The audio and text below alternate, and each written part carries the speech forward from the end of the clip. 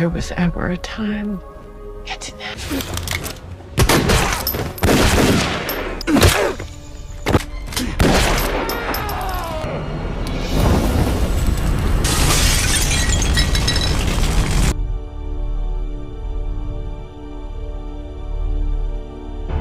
Cerita dibuka dengan sosok Lena, seorang janda yang mengelola warung makan sederhana miliknya.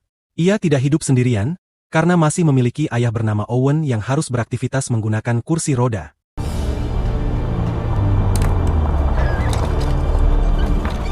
Tak lama kemudian, sebuah mobil datang membawa 3 pria bertubuh tinggi besar menghampiri tempat itu. Mereka bukan pelanggan yang hendak makan, melainkan kaki tangan sang juragan yang dikenal sebagai penguasa tertinggi kota kecil tersebut. Salah satu dari mereka bernama Claes, putra kandung si juragan. Tak pernah benar-benar jelas apa yang membuat Lena dan Owen begitu tak berdaya. Namun keduanya tampak patuh saat Claes mengingatkan agar jangan sampai datang terlambat. Tidak diketahui kemana mereka harus pergi dan apa sebenarnya yang tengah terjadi pada warga kota ini. Claes kemudian bersikap kasar dengan mencekik leher Lena dari belakang, hingga membuat suasana mencekam. Clyde, I'm gonna ask you kindly. Tak suka ucapannya disela, Claes sempat meminta maaf kepada Owen sebagai orang yang lebih tua. No, wait.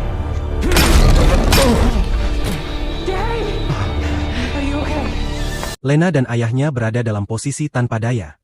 Dalam kesendirian, Lena yang suaminya gugur di medan perang sering memanjatkan doa, berharap malaikat dikirim untuk membebaskan kota kecil ini dari penderitaan. If there was ever a time, it's now. Dan sekarang, mari kita mengenal lebih dekat sosok sang juragan. Dengan wajah bengisnya, ia hidup nyaman di rumah besar dikelilingi seluruh kekayaan yang dimiliki. Juragan adalah penguasa mutlak kota kecil ini. Saat Claes bersiap menjalankan tugasnya sebagai preman patroli, sang juragan mengingatkan agar ia selalu mengawasi setiap warga dan memastikan tak seorang pun berani membuka suara tentang kegiatan mereka di kota kecil ini. Alright, see you later.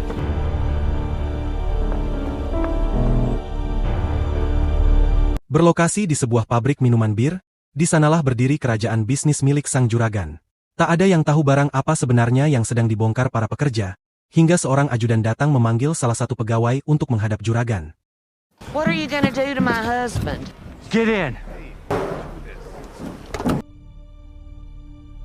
Setibanya di rumah besar itu, pegawai tersebut tampak sangat ketakutan ketika juragan memperingatkannya agar tidak bertindak macam-macam. Rupanya ia ketahuan menelepon seseorang di luar kota terkait aktivitas mereka di tempat tersebut. Dan juragan sama sekali tidak menyukai hal semacam itu. Malam harinya terungkap bahwa kerajaan bisnis tersebut bukan sekadar pabrik bir, melainkan pusat perdagangan narkoba yang diselundupkan ke dalam kaleng minuman bir. Artinya, juragan adalah seorang gembong narkoba yang menjadikan hampir seluruh warga kota kecil ini sebagai pekerjanya. Dan kisah ini kemudian berfokus pada seorang pengembara asing yang tak diketahui asal-usulnya. Namanya belum jelas, jadi untuk sementara kita panggil saja Abah karena usianya yang sudah tua. Tempat pertama yang ia datangi adalah sebuah kafe sederhana untuk menikmati sarapan pagi. Secara terbuka, Abah mengakui bahwa ia tidak memiliki uang, namun bersedia melakukan pekerjaan apapun karena rak di tempat itu sedang rusak, sehingga pemilik kafe pun memintanya memperbaiki.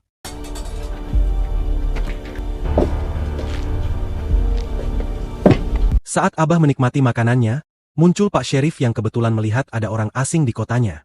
Alih-alih menyambut dengan ramah, Pak Syerif justru memerintahkan Abah segera meninggalkan kota kecil tersebut.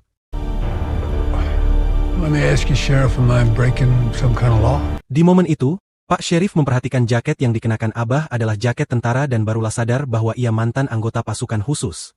Tak ingin bertindak gegabah atau terlalu keras, Pak Syerif akhirnya meminta Abah pergi setelah menyelesaikan sarapannya.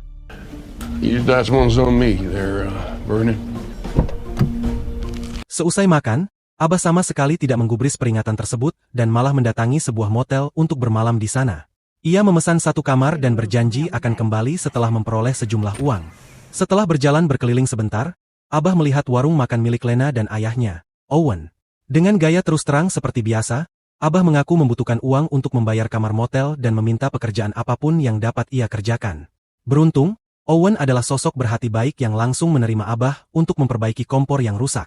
Tak lama kemudian, Lena muncul dan tampak terkejut melihat orang asing berada di tempat mereka. Sebab jika Claes dan anak buahnya mengetahui hal ini, Lena serta ayahnya bisa berada dalam masalah.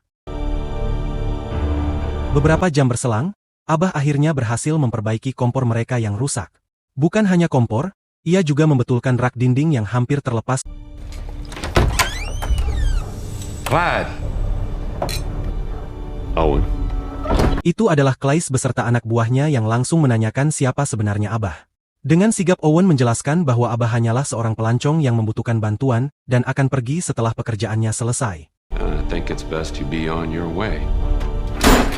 Tak ingin menimbulkan masalah, Lena yang diliputi ketakutan segera menyajikan 3 gelas bir untuk menenangkan Claes dan anak buahnya. Syukurlah, hal itu membuat mereka tidak memperpanjang persoalan.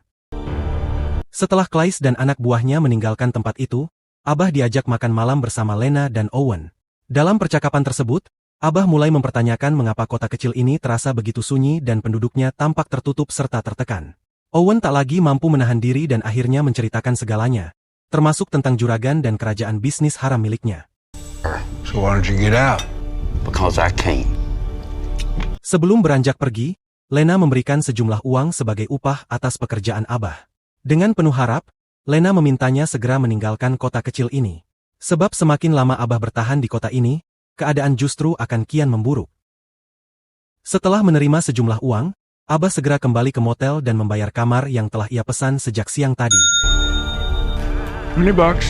Yeah, number 3. Saat Abah berendam di kamar motel, bayangan masa lalunya kembali menghantui, ketika seluruh timnya tewas ditembak musuh akibat menjalani misi jebakan dari atasannya sendiri. Keesokan paginya, alih-alih meninggalkan kota, Abah justru kembali ke warung Lena dan memperbaiki talang air yang rusak. Berbeda dengan Owen yang merasa senang atas kehadiran Abah, Lena terlihat begitu cemas karena jika Claes mengetahui Abah masih berada di sana, masalah besar pasti menimpa mereka.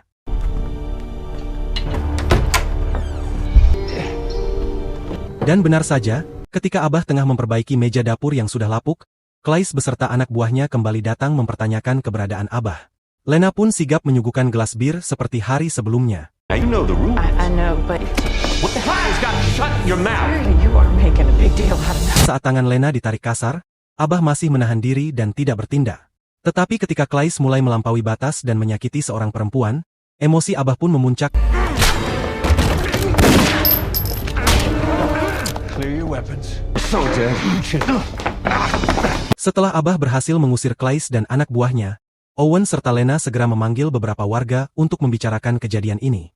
Dengan anggapan bahwa Abah memiliki koneksi kuat di militer, mereka mulai menggantungkan harapan besar padanya yang mungkin dapat membebaskan mereka dari penderitaan. Sementara itu, Abah terlihat menelepon seseorang di belakang. Ia menghubungi sahabat lamanya sesama veteran perang yang terkejut mendengar suaranya, karena mengira Abah telah gugur di medan perang dan ternyata masih hidup. Abah hanya ingin menagih janji temannya yang dulu berkata siap membantu jika ia berada dalam kesulitan. That's what you owe me, Dad. Anything at all. Just that. Di sisi lain, Claes pulang ke rumah dan mengadu kepada ayahnya tentang Abah yang telah menghajar dirinya dan anak buahnya. Juragan segera menghubungi Pak Sheriff dan menugaskannya menangani persoalan ini. I'll take care of that right now, Mr. Whitfield. Thank you. Tanpa membuang waktu, Pak Sheriff langsung menuju lokasi dan mendapati sejumlah warga telah berkumpul di sana. Tiba-tiba Abah muncul dari belakang dan mengaku baru selesai menelepon seseorang. Ketika ditanya siapa yang dihubunginya, Abah berbohong dengan menyebut nama Kolonel Jack Hollister, Komandan Pasukan Khusus Angkatan Darat Amerika Serikat. Pernyataan itu seketika membuat Pak Sheriff gelisah. I'll be on my way. Thank you, sir. Is any of that true? Not a word. Merasa situasinya genting, Pak Sheriff segera menghubungi Juragan untuk melaporkan bahwa Abah memiliki kenalan seorang kolonel bernama Jack Hollister. Juragan sempat terkejut, namun kemudian meminta Sheriff tetap tenang karena ia juga mengenal nama Kolonel Jack Hollister yang sebenarnya telah meninggal bertahun-tahun lalu. Call Luis. Let him know that we got a problem. He's got to fix it immediately.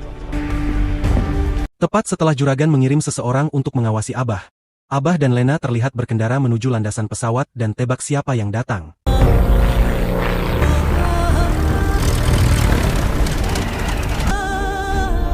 Ya, sebuah pesawat milik sahabat Abah yang sebelumnya telah ia hubungi.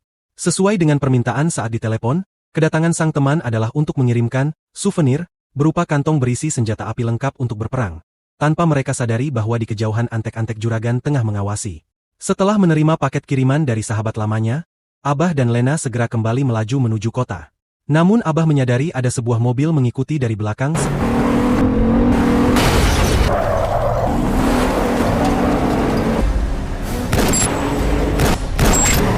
Dua antek juragan mengambil jalur lain di tepi sungai, dan mulai melepaskan beberapa tembakan. Sempat terhadang, Lena langsung memundurkan mobil sementara Abah terus membalas tembakan ke arah mereka. Lalu Lena memacu kendaraan dengan kecepatan tinggi hingga tiba di sebuah pabrik terbengkalai, tempat mereka masuk untuk bersembunyi.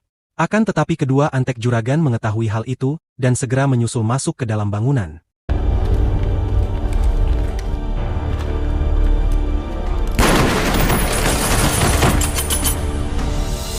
Meski usianya tak lagi muda, Abah masih cukup tangguh untuk terlibat baku tembak melawan dua preman tersebut. Sementara Lena, tanpa disadari, menjadi beban yang sedikit menghambat pergerakan Abah.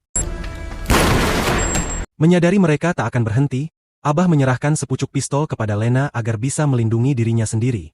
Sedangkan Abah memilih menghadapi keduanya seorang diri.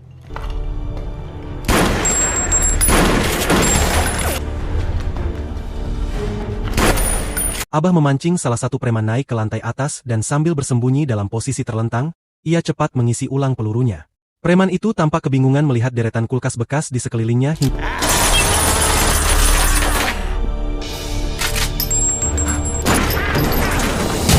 saat Abah berhasil menjatuhkan satu orang. Terlihat Lena sedang bersembunyi di beberapa sudut sampai akhirnya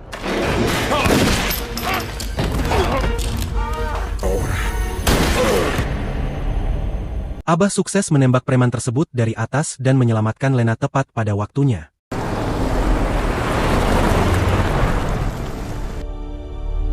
Usai ketegangan itu, Abah dan Lena segera kembali ke kota untuk menyusun rencana berikutnya. Namun ketika tiba di warung, sebuah kejutan menanti. Claes dan anak buahnya telah lebih dulu menyandera Owen serta beberapa warga. Claes menganggap peristiwa siang tadi sebagai persoalan pribadi, hingga melampaui batas. Abah pun langsung tersungkur setelah dihantam tongkat. Sementara Claes terus memukulinya sampai berdarah karena belum puas atas kejadian sebelumnya. Setelah merasa puas menghajar Abah, Claes memperingatkan Owen dan warga bahwa hukuman atas pengkhianatan akan sangat berat. Namun untuk Lena, ia memberi pengecualian karena sejak awal Claes memang menyimpan rasa padanya.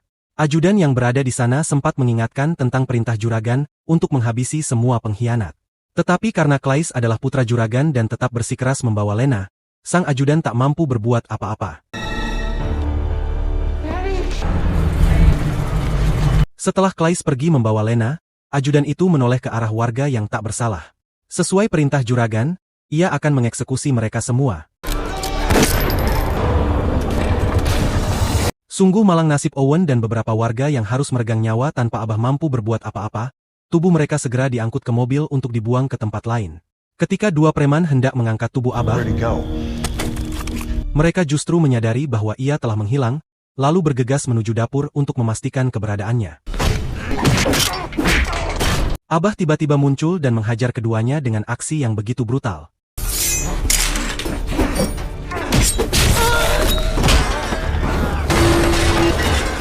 Setelah menuntaskan preman kecil, kini Abah harus menghadapi preman botak bertubuh tinggi besar.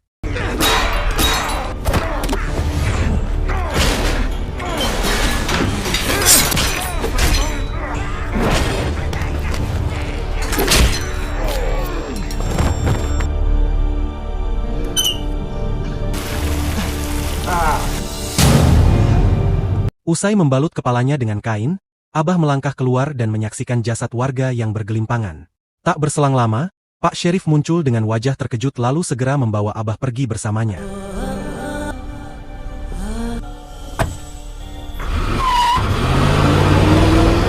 Ia memborgol Abah di dalam mobil dan membawanya menuju pabrik narkoba. Tanpa disadari Sheriff, Abah diam-diam menyembunyikan sepotong kawat di saku dan berusaha membuka borgol tersebut. Sheriff kemudian menemui sang ajudan dan sempat mengeluhkan tindakan mereka yang sudah keterlaluan. Menurutnya, tak seharusnya warga tak bersalah ikut dihabisi. Bagaimanapun ia seorang sheriff yang masih memiliki hati nurani dan merasa terpukul melihat warganya tewas dengan cara seperti itu. Karena itu, alih-alih terus patuh, sheriff mulai menunjukkan perlawanan. Namun nahas, sheriff justru tewas di tangan ajudan, Sementara Abah telah berhasil melepaskan diri dan mulai menjatuhkan satu demi satu preman di lokasi. Setelah para kroco tumbang, kini Abah harus berhadapan dengan lawan yang lebih tangguh, sang ajudan. Dengan pertarungan jarak dekat atau hand-to-hand combat, keduanya terlibat duel sengit yang memacu adrenalin.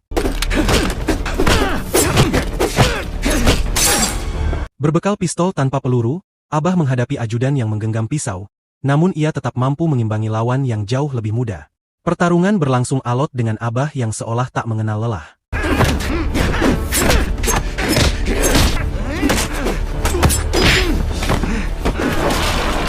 Abah kemudian menaiki tangga dan memanfaatkan apapun yang ada di sekitarnya hingga akhirnya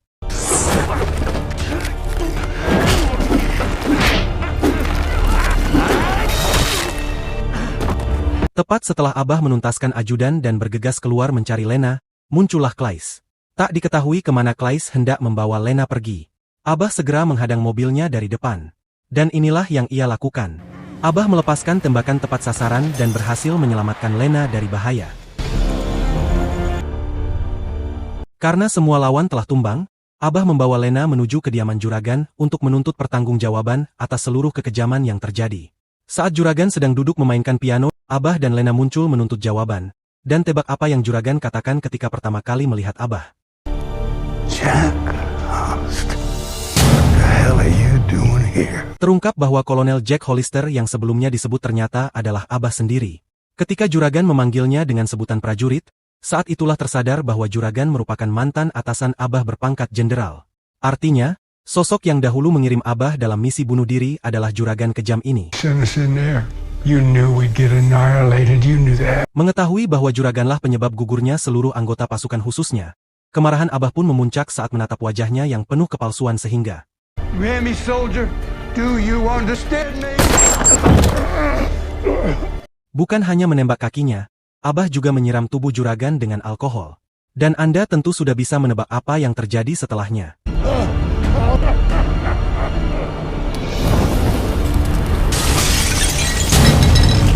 Ketika semuanya berakhir, Abah memastikan Lena telah aman dan siap memulai kehidupan baru. Sementara itu, Abah memilih kembali melangkah sebagai musafir, mencari petualangan berikutnya. Film ini pun ditutup dengan pesan tentang keberanian, perlawanan terhadap penindasan, harapan di tengah kegelapan, serta pentingnya tetap bertindak benar meski dunia dipenuhi korupsi dan kekerasan. Lalu bagaimana menurut kalian tentang film ini? Jangan lupa like, share, dan subscribe jika kalian menikmati pembahasan ini. Terima kasih telah menonton. Sampai bertemu di video berikutnya.